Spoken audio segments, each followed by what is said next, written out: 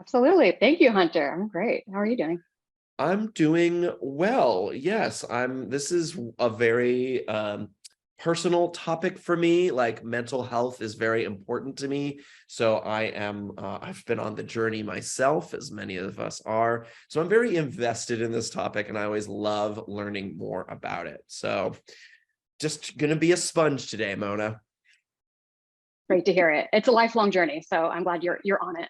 Yeah. Yes, certainly. So I would love to hear a little bit about your journey, perhaps before we jump into questions. I told in your bio there a bit about where you're at, what you're doing now. Maybe you could wind the clock back for us a little bit. How did you get to this place? Yeah, that's a wonderful question. So yeah, I studied clinical psychology. I've been practicing for about 13 years now. And it's kind of an interesting story where I was doing direct practice. So I was seeing clients. And then in 2017, 18, I moved into the mental health tech field. I thought it was very exciting. And it really was. And it was a startup that I was working at. I was managing a team. I was a regional manager there.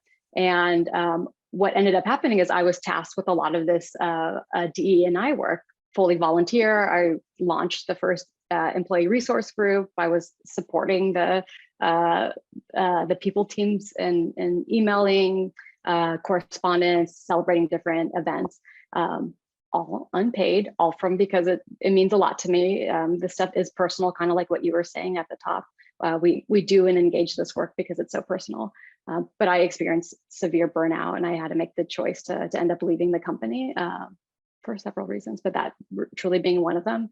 And then I opened up my own private practice and now I'm seeing this trend. I do see, I mean, almost all of my clients identify as professionals of color, as folks from the LGBTQIA+ community.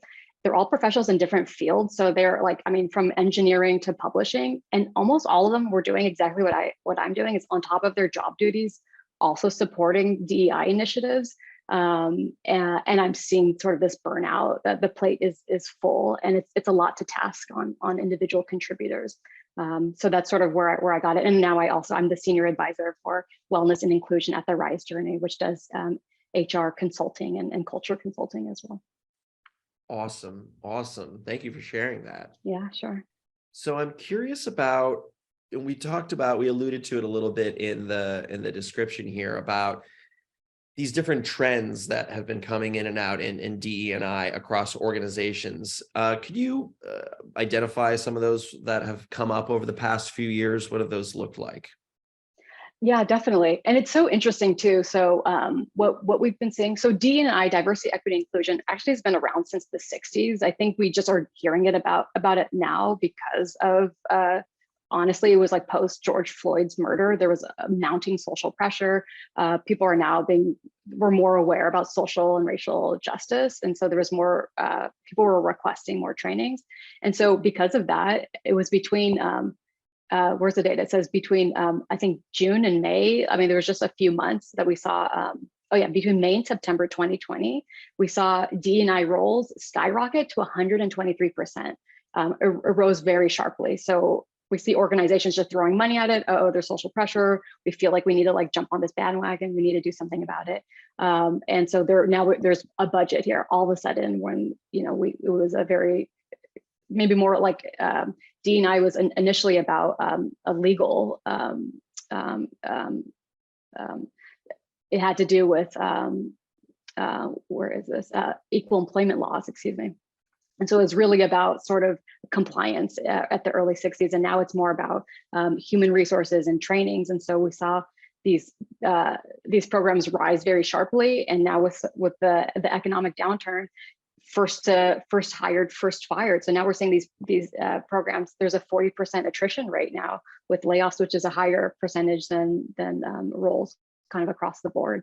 So it's a full like rocket ship like rise and then a full crash. And now it's being politicized. We're seeing a lot now too of like it's irrelevant. We don't need it here. Sort of that woke culture kind of backlash. And what I think is most interesting about this rise and fall is all these DEI professionals are being laid off, and they all of a sudden had a platform and just a few years later it getting removed, and how does that impact somebody's social well-being, emotional well-being? What's that signal that companies are sending, right? What did they actually care at the beginning? And at the end of the day, with this political rhetoric and the economic downturn, if we're pulling the budget away, it's sending a pretty nasty signal that maybe they didn't care. And at the end of the day, they're the ones sort of feeling that brunt of it and hearing the rhetoric. And it's not this like theoretical pursuit of, yeah, we should have more, equity in a company. This is a real lived experiences for folks.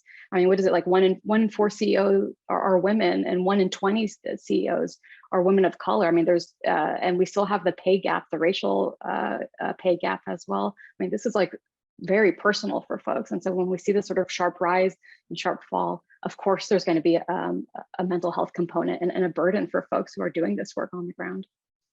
It's complete whiplash. It's emotional whiplash. Yeah. And I feel, I can only imagine that for someone that's been in, like you said, this has been around since the 60s. And then there was a cultural reckoning and awakening. Thank you for saying his name, George Floyd. I believe the anniversary is actually tomorrow. And so then, and then 3 years later, 3 years, here we are. This is what it's already like gone like this. It's this huge spike and this huge crash in funding and like you said, like, do they even care, or was it just a dollars to cents transaction? Mm-hmm. And I can imagine that would have a lot of psychological impact on the people that are on the ground floor creating these initiatives and investing their whole being in something that they're very passionate about, and probably affects them personally as well. Like you said, it's a personal thing that we are pursuing these. Exactly. So it's like almost, how could it not? Like you said, with that whiplash, and what an amazing experience to all of a sudden have a platform, to see your company wanting to celebrate your identities, feeling like, yes, there's momentum for equity. I mean, we have the numbers. We know that the workplace is there's a lack of equity right now. I mean, the pay and the gender gap is just, it's so stark in the US specifically. So there's so much room there. And then for it to back roll like that, backtrack, of course, it's sending us a signal because it's so personal. And again, we're just sort of seeing numbers on a page, right? But it truly is people's livelihoods.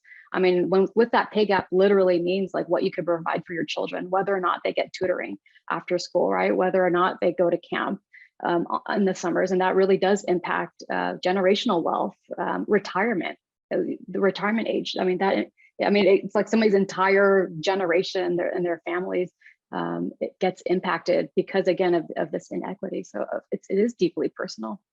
Yeah. Thanks for saying that. Of course. So who are the folks that we're talking about being on the ground floor? Who are the folks that are typically developing the DE&I initiatives within organizations? That's such a good question. So and again, this is sort of what I am seeing, is the folks who are volunteering within the companies, which is truly like what's churning this and making DEI initiatives come to life and actually get developed.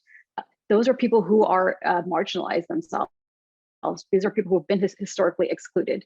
And again, they're doing it not for any other reason except because it's meaningful to them. They want to promote equity in the workplace, not for themselves, but also for the future folks coming into the company, which it's so double-edged, because I could see it's meaningful because you have your community, you're getting to speak about sort of the things that you're seeing and what's passionate. You get to celebrate your identity and your community in the workplace.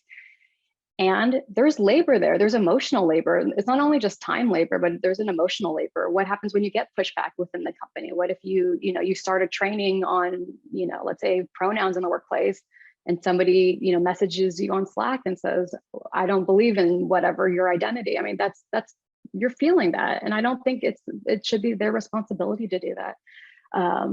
So again, it's double-edged in that way.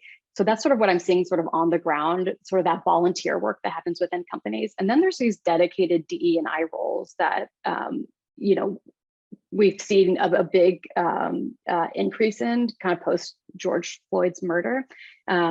And we're seeing about 62 or 63% of folks in that position were the first in their company to have that role. So it's very brand new.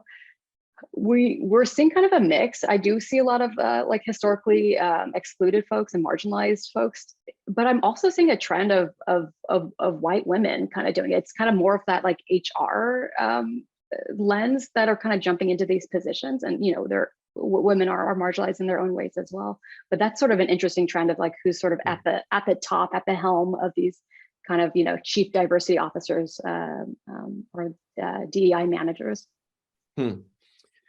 That's so interesting that there's like very clear, the first half, really, I think I was like, oh, okay, that I understand this. And that second group that you are identifying was like, oh, that makes sense. And is just like, it's interesting how different people are going to be attracted to this.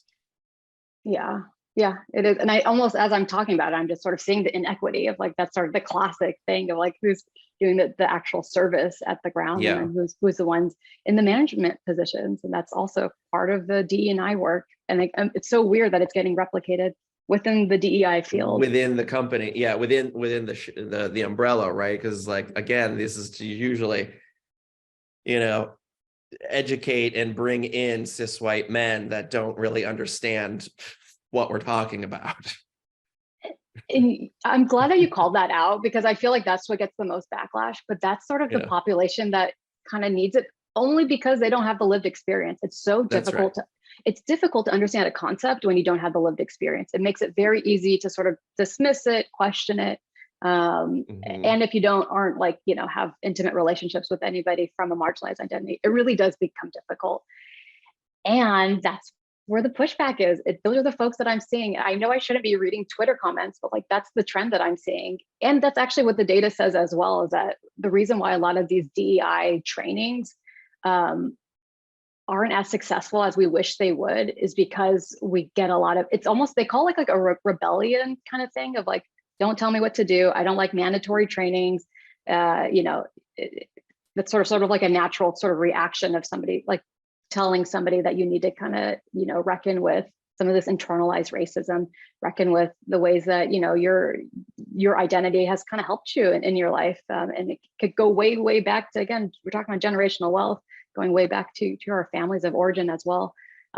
So it's like that's the population that really, I wish would be like the champions of this, to be honest. I think that'd be the best case scenario. And unfortunately, that's another trend that we're seeing, is that's where the backlash is happening from. And it's just, it's so unfortunate.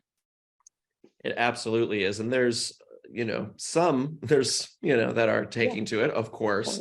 And we can see the numbers, the data is there, unfortunately, that that group is also spearheading the backlash as well. And it is interesting. There's that what you're talking about, the don't tell me what to do concept of reaction, that reactionary thing of just like, oh, you don't know what you're talking about.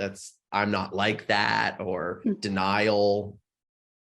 Yeah, that's just like caked into the problem. Exactly. I know, and it's so complicated, because I think sometimes it feels like blame, and whenever we blame or finger point, people receive it as shame, and whenever we feel ashamed is when our egos come, and we're not the problem. It's not us. Look at all the good things I've done in my life, and truly, like I see that, right? It's not necessarily like these individuals. It's kind of this systemic thing, kind of like you said, it's really baked in. It's baked in our culture. I mean, what did we hear from our families growing up, right? Sometimes my dad says something, I'm like, oh my God, we don't say that anymore. Like these are things that get embedded, and what we hear growing up from our families, from what we see on TV. I mean, that stuff really gets ingrained in us. And that's really what forms this foundation of how we understand the world, how we understand us in it. And that's when we talk about this like unconscious bias, right? We all have it. It's where nobody's immune to it. So it is important to just recognize it and try to catch yourself. And we'll make mistakes, right? There's ways that we could be really like understanding about it. But there is this thing of like, don't tell me what to do, mandatory trainings, it's frivolous, it's a waste. This is a quote: the only color that we should care about is green, like money. I know that was a recent one. I'm telling you, I shouldn't read these Twitter comments. Oh, wow. But, yeah, it's a rabbit hole. But And it's funny too, because I hate using this data, but it is true, like more diverse companies do have an increase in profit because we have like a wider range of Yes. perspectives. But it also, there's something dehumanizing of having to prove it with numbers that like, that's why it's important, because you get revenue. I mean, it's important. And again, there's that like, there's a community, there's a social piece to it. There's like lived experiences. So yeah. Yeah, absolutely. I mean, it can be frustrating to be like, oh, just look, it will make you more money. Yeah. But and guess what? People will be happier. Yes. What a concept. We can do both. Yeah, yeah. Yeah. Okay, so let's talk about some of the folks that you mentioned earlier about the in-house DE&I folks, right? Yes. So those folks, what's their experiences like that you're seeing on a regular basis? Yeah, there's a few really interesting trends. I'll kind of start with where DE&I professionals end up in the organizational structure. Previously, like back in the 60s, 70s, and 80s, it was under legal because it was about like following federal law. And we've seen the shift of going under human resources. I think there's a lot there, and I think it would be interesting to hear if there's anybody like tuning in who's done DEI work, what that's experienced like that has been under going from legal to HR. So I do see like, this is just sort of what I've seen on the ground of DEI professionals wanting to advocate, wanting to do all this programming, and then a lot of pushback and a lot of breaks from human resources because they have their own set of ideals and agendas, and a lot of times again, there might just be a little bit of like a misunderstanding or not understanding the full scope and importance of D&I. That's sort of one thing. There's this really cool study that if anybody's interested in this, I recommend finding and downloading. It's from the University of Oklahoma, Tulsa, and it's called Assessing Burnout and Diversity and Inclusion Professionals. This was so illuminating and so highlighting. This was from, I think, 2020. They actually found that there's they found that D&I professionals actually do experience an increase of burnout, and they were actually able to pinpoint 4 factors that's related to it. So I could speak to it now. I have just these notes here, but the first one is they're feeling tokenized, which is very interesting, right? So when you feel tokenized, you kind of perceive your presence or your inclusion as actually being just to fulfill a quota, which does not feel very good, right? It doesn't feel actually very inclusive. It's almost this appearance of inclusivity, but there's actually sort of no real substance behind actually wanting to get ahead of these equity and inequity issues. So there's something about like feeling a bit objectified, being visible but unseen. If you could just sort of put your feet in their shoes, like feels pretty horrible, right? Like you have this position, you have this role, there's a seat at the table, and yet it doesn't really feel like there's anything beyond just having you at the face, especially if you're somebody from a marginalized group, especially of a person of color or Black folks leading the DE&I work. We see a lot of that, and I've seen that as well. The second thing, and I think this is probably the most important thing, is that they're experiencing lack of management support in the roles, kind of similar to what I was saying of like going from legal to human resources. And we're seeing sort of, and not just human resources, but also sort of seeing some barriers with the C-suite, right? CEOs, just not really understanding the work, and then not supporting the work, not promoting it, not really giving a budget, or if there's pushback, kind of just fully retracting and just kind of without actually having that dialogue, just sort of eliminating it because there's a little backlash. So that's another sort of interesting thing, right? So you're in your position, you're feeling a bit tokenized. Maybe they don't actually want you there. Maybe they just, because it's trendy, there's a feather in the cap and you're it. And then the other piece of like, okay, people do this work because it's personal to them, right? There's a lot of passion, a lot of care. There's a lot of research now. So now they're like, okay, here are these initiatives, and it's just feeling fully unsupported by your leadership team. And so what change, what work can be done if you have this full scope project you want to do, and they said, well, let's only do 5% of it. You're really not going to make that impact. So again, thinking about how that impacts that individual, I think for me is the important piece. The 2 other factors, they said their job duties are really ambiguous, like the expectations are unclear, obligations are unclear. I think that also speaks to possibly the intention of these DEI roles. Sometimes, as we saw, 62, 63% were the first in their company to have this position. So it's almost haphazard. Let's just sort of throw the money at it and like hope that it sort of figures itself out. That's not really great. If you've ever been in a position where you don't know what you're doing or what the expectations are for your role, you don't have those parameters. How do you succeed? How do you measure success? And then the last one, feeling like there's role conflict. So having multiple competing demands and just feeling like, and it's a lot, right? If you're in a lot of these companies, we see a DEI team of one, you're tasked with changing an entire company and culture. That's pretty intense. And I don't think that's just a lot for one person. And I'm a big proponent of like getting outside counsel. And like, I think we'll probably talk about solutions later. And I know I'm biased, but I truly do think like that task should not be on one person. They need a support system. I do think it starts with the top, with the leadership team. And this trend of just having like your actual employees who probably need the support the most, actually on the ground working and developing these initiatives, I don't think it's ethical. I don't think it's okay. I think we're burning them out, and we know the impact of mental health. I mean, even that radiates. If you're not feeling stable, if you're not feeling supportive, you're not feeling mentally healthy, that's going to impact your physical health. That's going to impact your relationships, your ability to function, to communicate.